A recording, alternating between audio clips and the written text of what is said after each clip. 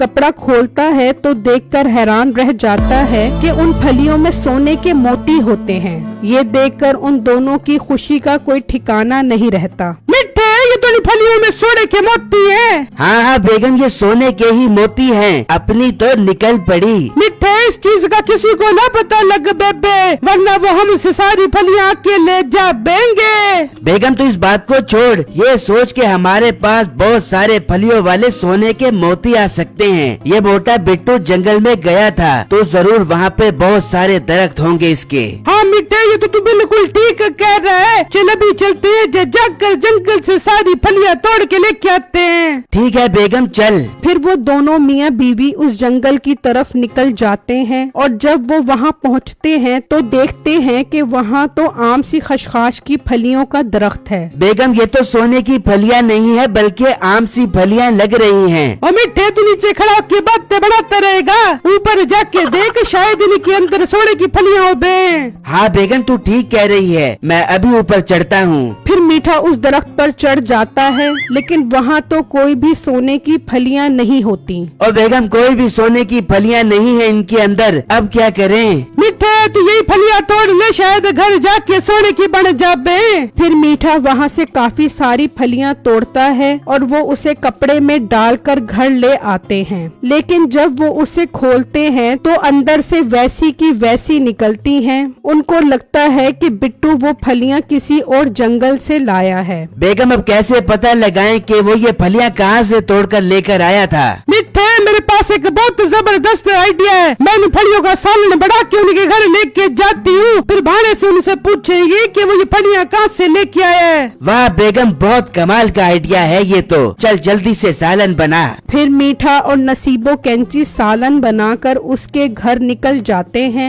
अम्बे जान, इन दोनों को यहाँ से भगा दे। इन दोनों ने मुझसे खसखस की फलियां खींची थी। क्यों खींची थी? आपने मेरे बेटे से खसखस की फलियां इतनी मुश्किल से वो जंगल से तोड़ कर लेकर आया था। अंकल, हमने इससे फलियां इसलिए खींची थी कि मैं अपने नरम और नाजुक हाथों से फलियों का सालन बना के आपके लिए लेके आ दूं। ये देखो, मैं आपके लिए सालन बना के लेके आई हूँ। बिट्टू और उसके घर वाले ये सुनकर बहुत खुश हो जाते हैं और उन्हें बैठने का कहते हैं। अरे बेटा, बहुत बहुत शुक्रिया जो तुम हमारे लिए फलियां बना कर लाए हो। आप लोग बैठो। चल बिट्टू, इनसे सालन लेकर अंदर रख कर आ जा। फिर बिट्टू उनसे सालन लेकर अंदर चला जाता है और वो दोनों बहाने बहाने से उससे पूछने लग जाते हैं कि बिट्टू ये फलियां कहाँ से तोड़ कर लाया है। पता नहीं बेटा, नागा पर्वत की पहाड़ियों के पास एक जंगल है, वहाँ से तोड़ कर लाया था वो ये फलियां। माँ जी जरा जहन पर जोर लगाकर सही सही जगह बताओ। बेटा मुझे नहीं पता,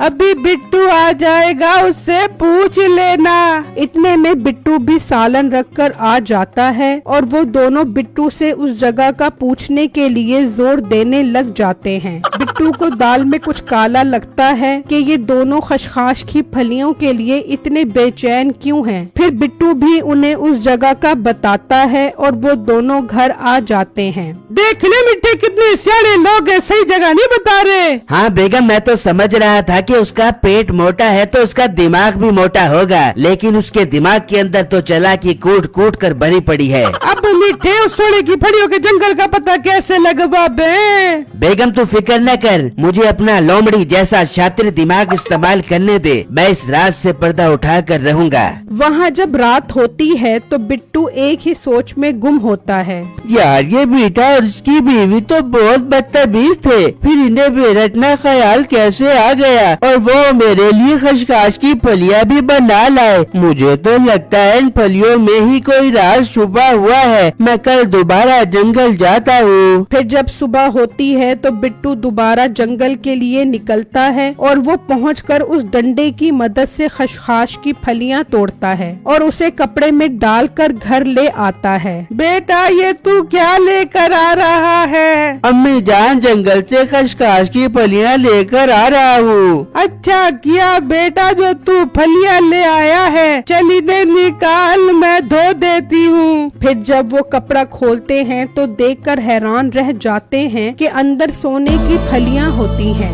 बिट्टू फौरन समझ जाता है कि वो दोनों